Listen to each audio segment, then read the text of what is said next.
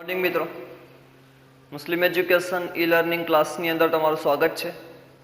11 science mathematics એનું બીજું chapter સંબંધ અને વિધેય, રિલેશન એન્ડ ફંક્શન, એનો આપણે અભ્યાસ કરી રહ્યા છીએ. અગાઉ કોઈ પણ વિધેય હોય એના ઉપરથી એનો પ્રદેશ અને વિસ્તાર કઈ રીતે મેળવાય, વાસ્તવિક વિધેયના સ્વરૂપમાં આપેલું હોય કે વર્ગમૂળના સ્વરૂપમાં આપેલું હોય તો એનો પ્રદેશ અને વિસ્તાર કઈ રીતે મેળવાય એનો આપણે અભ્યાસ કર્યો છે. અત્યારે પણ અલગ અલગ બે આપણી પાસે વિધેય છે. એક માનાંકીય વિધેય છે અને વાસ્તવિક વિધેયના સ્વરૂપમાં જ છે. તો એનો આપણે પ્રદેશ અને વિસ્તાર મેળવવાનો છે. પ્રદેશ અને વિસ્તાર મેળવવાની જે રીત છે એ સૌથી વધારે આઈએમપી રીત છે. 12મા ધોરણની અંદર પણ આનો ઉપયોગ આવે છે. પહેલું જ ચેપ્ટર છે એ પણ સંબંધ અને વિધેયના સ્વરૂપનું છે, આખું ચેપ્ટર. એમાં પણ પ્રદેશ અને વિસ્તાર છે, કોઈ પણ વિધેય છે એના ઉપરથી મેળવવામાં એનો સૌથી વધારે ઉપયોગ થતો હોય છે. એટલે આ રીત છે એ મોસ્ટ આઈએમપી રીત છે. આના ઉપરથી જ મોટાભાગે એક્ઝામમાં આ ચેપ્ટરમાંથી પ્રશ્ન પૂછાતા હોય છે.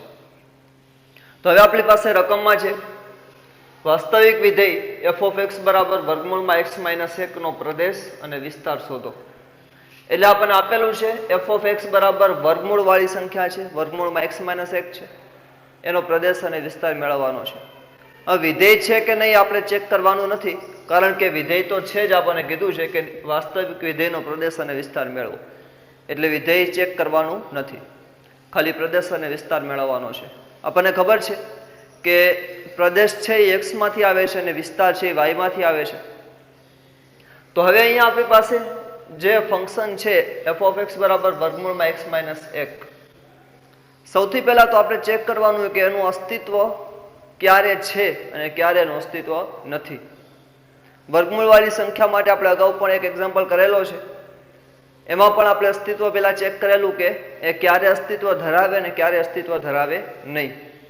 તો જો અહીંયા વર્ગમૂળવાળી સંખ્યા છે તો હવે જ્યારે કોઈ પણ સંખ્યા છે એનો વર્ગ કરવામાં આવે તો એ સંખ્યા છે હંમેશા પ્લસ હશે અથવા 0 હશે, એટલે કે 0 કે 0 કરતાં મોટી હશે. એના કરતાં નાની સંખ્યા હોય માઇનસમાં તો એ અસ્તિત્વ ધરાવે નહીં. એટલે કે ટૂંકમાં વર્ગવાળી સંખ્યા છે એ ક્યારેય ઋણ હોઈ ન શકે. એનો જવાબ છે હંમેશા 0 કે 0 કરતાં મોટો જ હોય.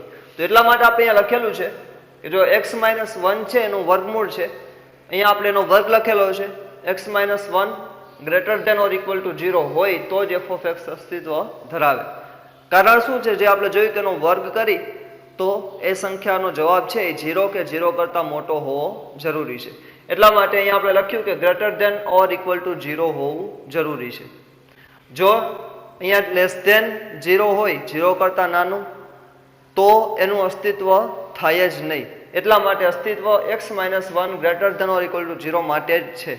હવે જો એવું હોય તો હવે શું થશે? x - 1 greater than or equal to 0, -1 છે એ સામે જશે તો પ્લસ થઈ જશે, એટલે x છે એ greater than or equal to 1 થશે.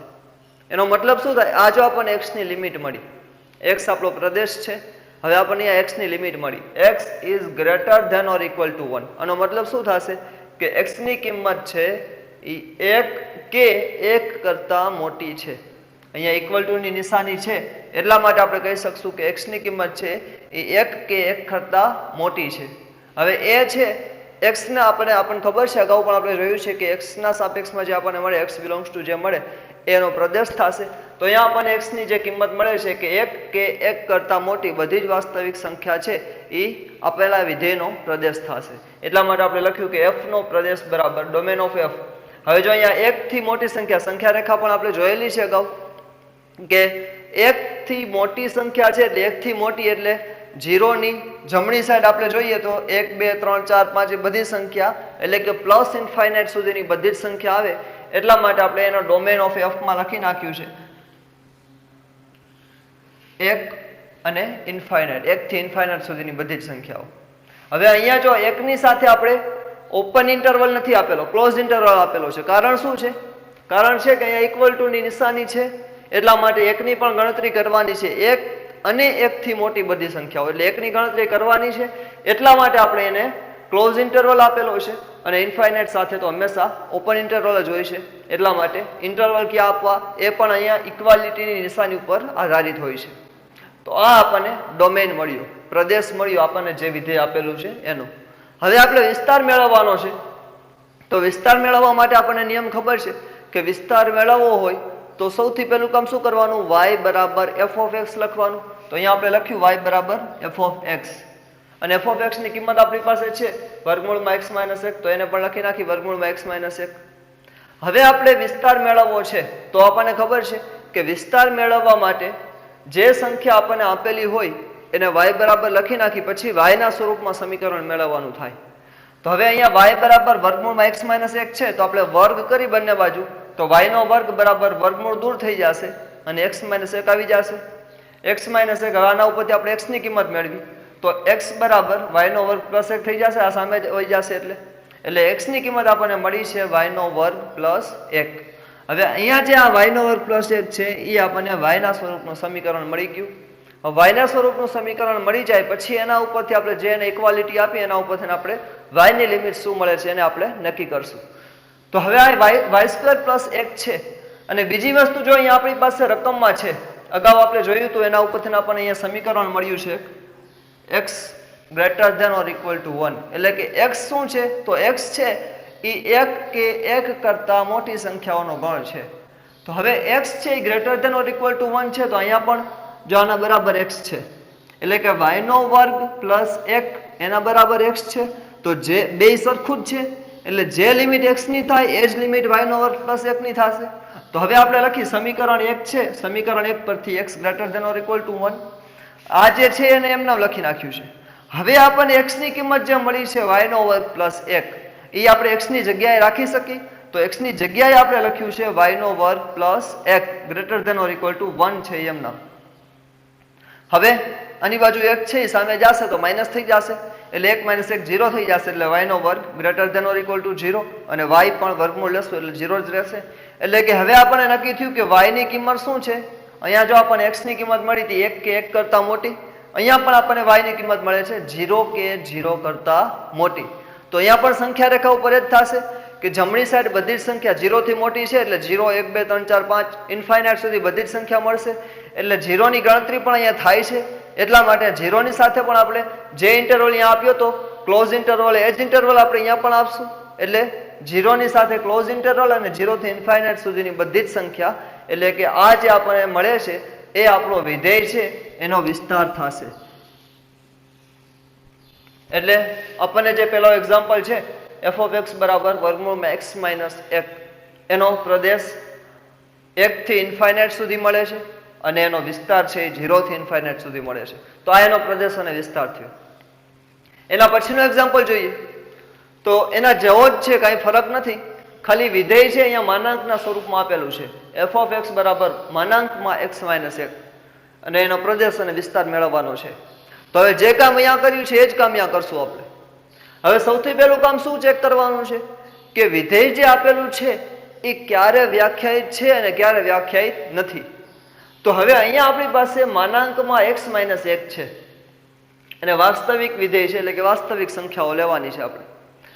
તો હવે x ની જગ્યાએ આપણે કઈ સંખ્યા લેશું તો એ વિધેય અસ્તિત્વ ધરાવશે નહીં. જેમ અહીંયા આપણે જોયું હતું કે અહીંયા આપણે x માટે ઋણ સંખ્યા લેશું તો અસ્તિત્વ ધરાવશે નહીં, કારણ કે વર્ગમૂળ છે એટલે એની અંદર ઋણ સંખ્યા આવશે નહીં. ધન સંખ્યા કે 0 થી મોટી સંખ્યા જ આવશે. તો અહીંયા આપણી પાસે જે વિધેય છે એ વિધેયમાં આપણે કઈ સંખ્યાઓ લેશું કે જેથી આ વિધેય અસ્તિત્વ ધરાવશે નહીં. જોઈએ આપણે દાખલા તરીકે x ની જગ્યાએ 0 લઈ તો શું થશે, 0 માઇનસ 1 એટલે માઇનસ 1 મળશે, માનાંક દૂર થશે તો પ્લસ 1 જ મળશે, માનાંકમાં છે એટલા માટે. માઇનસ 1 લઈ તો માઇનસ 1 માઇનસ 1 માઇનસ 2 થશે, માનાંકમાં માઇનસ 2 તો પ્લસ 2 થશે. સેમ જ રીતે અહીંયા આપણે પ્લસ 5 લેશું તો 5 માઇનસ 1 એટલે શું થશે, 4 થશે. તો 4 છે એ પણ ધન સંખ્યા છે, વાસ્તવિક સંખ્યાઓની અંદરની ગણતરી થાય છે. એટલા માટે કોઈ પણ સંખ્યા લેશું તો f of x છે એ અસ્તિત્વ ધરાવે છે. એટલા માટે વાસ્તવિક સંખ્યાની કોઈ પણ સંખ્યાઓ જો આપણે લઈશું તો બધી જ સંખ્યાઓ માટેનું અસ્તિત્વ છે. એટલા માટે કહેશું કે અહીંયા પ્રદેશ જે છે એ વિધેયનો પ્રદેશ એ R છે. R એટલે કે બધી જ સંખ્યાઓનો ગણ છે, બધી સંખ્યાઓનું એમાં ગણતરી કરી શકશું. એટલે એફ ઓફ એક્સ બરાબર માનાંકમાં એક્સ માઇનસ એ એક્સ ની કોઈ પણ કિંમત માટે વ્યાખ્યાયિત છે, માટે એક્સ બિલોંગ્સ ટુ આર, એટલે એક્સ બિલોંગ્સ ટુ આર ની બધી જ સંખ્યાઓ આપણે માં લઈ શકીએ છીએ. એટલે એફ નો પ્રદેશ શું થશે? Domain of f R. R એટલે કે એની અંદર જેટલી સંખ્યાઓ આવે છે એ બધી જ સંખ્યાઓનો એમાં આપણે ગણતરી કરી શકશું.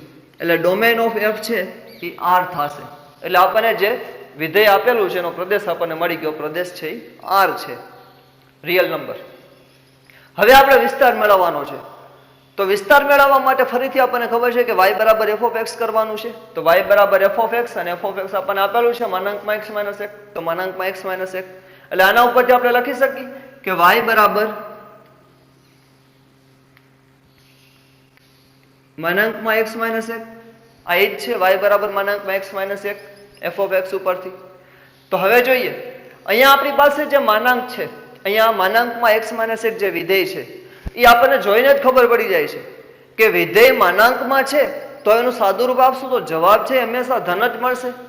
અહીંયા આપણે એક લેશું તો 1 માઇનસ 1 0, પછી 2 લેશું તો 2 માઇનસ 1 1, -5 લેશું તો -5 -1 એટલે -6. પણ માનાંક છે એટલે જવાબ છે એ +6 થઈ જશે.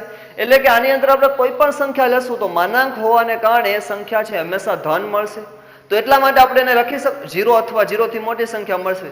તો એટલા માટે આપણે લખી શકશું કે માનાંકમાં x માઇનસ 1 છે એ હંમેશા greater than or equal to 0 હશે. એટલે કે કાંઈનો જવાબ 0 આવતો હશે. અહીંયા જો આપણે 1 લેશું તો 1 માઇનસ 1 એટલે 0 થશે, અને બાકી ગમે એ સંખ્યા લેશું તો એનો જવાબ છે ધન સંખ્યા મળશે.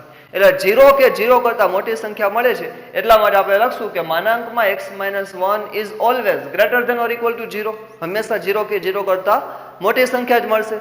તો હવે જો માનાંકમાં x માઇનસ 1 શું છે? તો એ જો આપણું y છે. માનાંકમાં x માઇનસ 1 બરાબર તો y છે. તો હવે એના બરાબર y છે તો આપણે આની જગ્યાએ y લખી શકીએ. એટલે y પણ greater than or equal to 0 થશે. એટલે કે y greater than or equal to 0 થયો તો એ y ની લિમિટ મળી. 0 કે 0 કરતા મોટી કોઈ પણ સંખ્યા y માં પણ આવી શકશે.